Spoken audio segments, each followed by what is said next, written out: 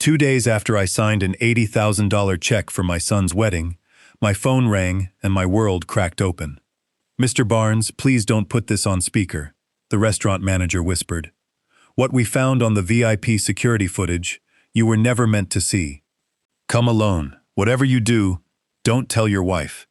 Before we go further, tell me in the comments, have you ever trusted someone only to discover later they were hiding something from you? A quick note. Parts of this story include fictional details added for reflection. Any resemblance to real people is coincidental, but the message is real. I was at my kitchen table that morning, coffee in hand, watching my wife of 40 years, Beatrice, hum a gospel tune while she arranged flowers. I'd built a logistics empire from one rusted truck to a fleet of 300. She'd been there since the beginning. The wedding the day before had been perfect. My son Terrence married Megan, and I'd handed them the deed to our lake house, $500,000, free and clear. Then my phone buzzed. Tony, the manager of the Gilded Oak, our reception venue. I'd paid the bill in full 2 days ago. "Are you alone?" he asked. "We did a post-event security audit. There's footage from the VIP lounge, 40 minutes after everyone left. It's your wife and your daughter-in-law. You need to see this yourself."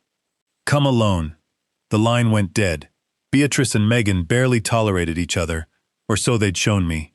I told my wife it was a pharmacy mix-up and drove to the restaurant. Tony was waiting, pale and sweating, and led me to a windowless security office. The footage was time-stamped 11:45 p.m. Beatrice walked into the empty VIP suite with an energy I'd never seen, popped champagne, and poured 2 glasses as Megan walked in barefoot, still in her wedding dress.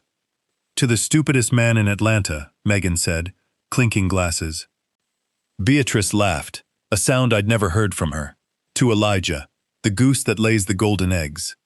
I watched, frozen, as they mocked the lake house gift, joked about liquidating it, and casually confirmed that Megan's baby wasn't Terrence's.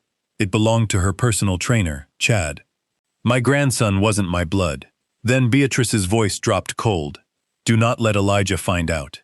If he asks for a DNA test, we lose everything. I switched his heart medication 3 weeks ago. I've been crushing digoxin into his morning smoothies. It looks like natural heart failure. Soon, we own everything." My wife was poisoning me. The video kept going. Megan revealed the baby was conceived 6 weeks ago, while she and Terrence weren't even together. And then Beatrice delivered the final blow. Terrence wasn't my son either. He was Pastor Silas's, my best friend, the man who'd baptized my child and blessed my marriage for 30 years. I sat in that dark office, a 70-year-old man realizing his entire life was a lie. My wife was a killer. My son was another man's child. My daughter-in-law was a fraud, and I was the mark. Tony begged me to go to the police. I refused. A good lawyer gets them out on bail in 24 hours. They'll destroy the evidence and fight me for every dime while I rot in court. I took the flash drive. I'm going home. I'm going to drink her smoothie and let them think they've won. And when they think they've buried me, I'm going to rise up and take everything. I called my attorney, Sterling, a shark who'd handled every merger I'd ever survived. "Open a file. Code name Omega. I want everything frozen quietly. No notifications to the house. And get me a forensic toxicologist and a DNA test kit." "Elijah, are you sick?" "No, I'm being murdered." I drove home. Beatrice handed me her special smoothie, thick and green. Underneath the ginger, I caught a bitter, chemical scent. I raised the glass, let it fill my mouth without swallowing, and spat it into a napkin hidden in my hand. A trick I'd learned, negotiating with union bosses decades ago. I faked exhaustion, retreated to the recliner, and 30 minutes later, staged a collapse, clutching my chest, gasping, collapsing face down on the rug. Beatrice didn't rush to me. She walked over slowly, kicked me hard in the ribs to test if I was faking, then laughed, a low, satisfied sound, and called Megan. "The fish has bitten. He's on the floor. Get over here. Bring the binder. The DNR." She put on gospel music and hummed Amazing Grace over what she believed was my corpse. Terrence arrived first, panicked, trying to call 911, until Megan slapped him. "He's supposed to die, you idiot. If you call now, he might live, and we stay poor.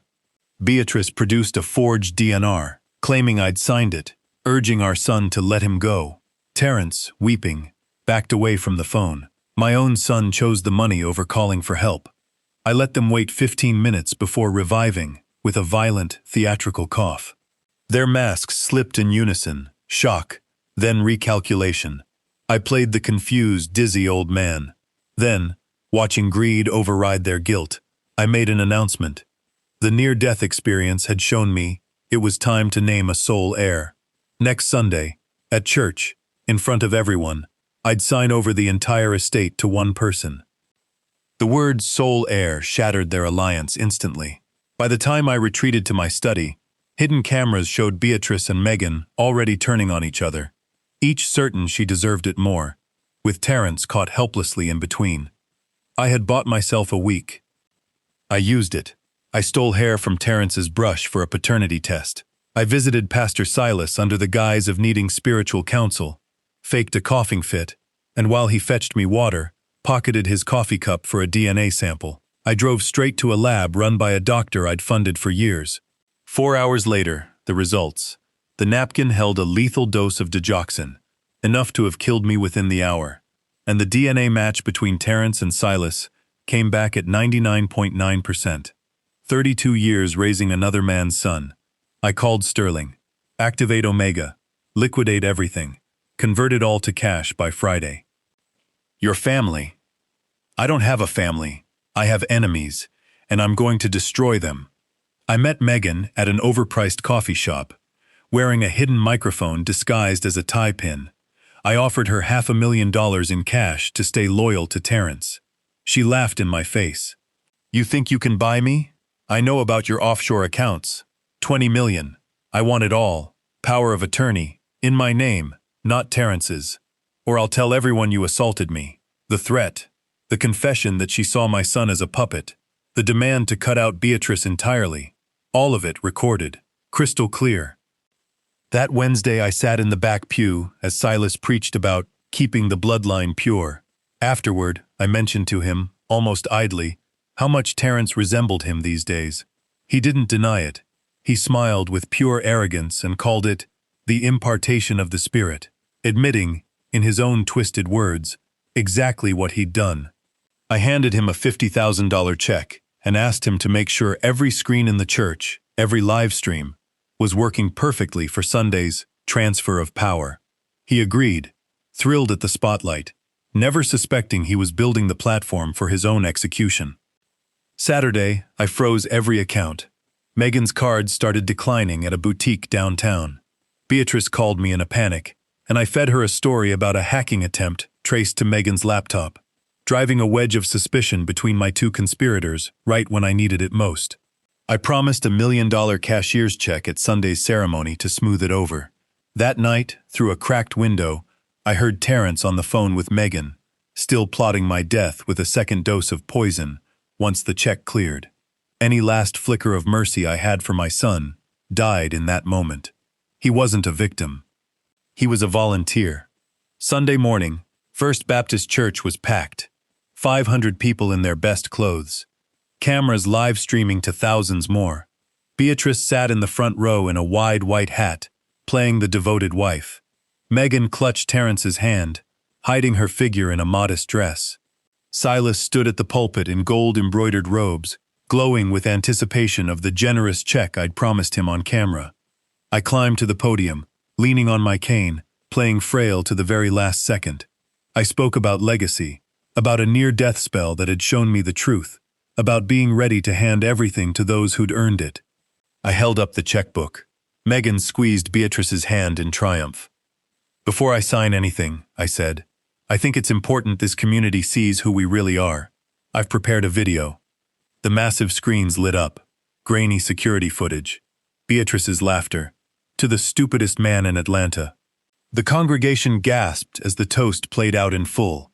The mockery, the plan to liquidate the lake house, the confirmation that the baby wasn't Terrence's, and finally, Beatrice's own voice describing the poison in chilling detail. 500 people sat in stunned silence as she confessed to attempted murder on a 20-foot screen.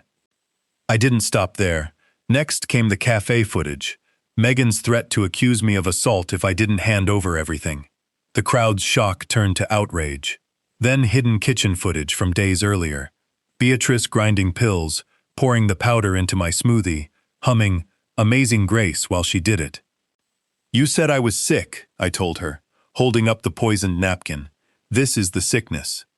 Then the final blow, the DNA results, blown up for the whole church, the live stream, and the world to see. Terrence Barnes, Silas Jenkins. Probability of paternity, 99.9%. My son turned to the pastor with a scream of pure anguish. Silas tried to bolt for a side exit. The deacons, men whose mortgages I'd quietly paid for years, blocked his path without a word. I revealed one more result. Megan's unborn child wasn't Terrence's either. It belonged to her trainer, Chad. Megan shrieked and tried to run, tangling in her own dress. Terrence collapsed to his knees in the aisle, sobbing, realizing he'd betrayed the only father he'd ever known for a woman who'd never loved him, and a lie that cost him everything. Sirens cut through the chaos. I'd had Sterling call the police the moment the poisoning footage played. Chief Miller, a man I'd known for 20 years, walked in and cuffed Silas at the altar for embezzlement and fraud. Beatrice didn't resist. She sat in silence, her mind seemingly broken by the exposure. Megan fought and screamed as they dragged her out, cursing my name, insisting she was pregnant and untouchable. "The lab has the poisoned napkin," I told her. "The video's already on the server. You're going to prison. Maybe Chad can visit on weekends." Only Terrence remained, sobbing on his knees, technically guiltless of any crime beyond cowardice and complicity by silence. He begged me to forgive him, to let him start over. I pulled out the checkbook one last time.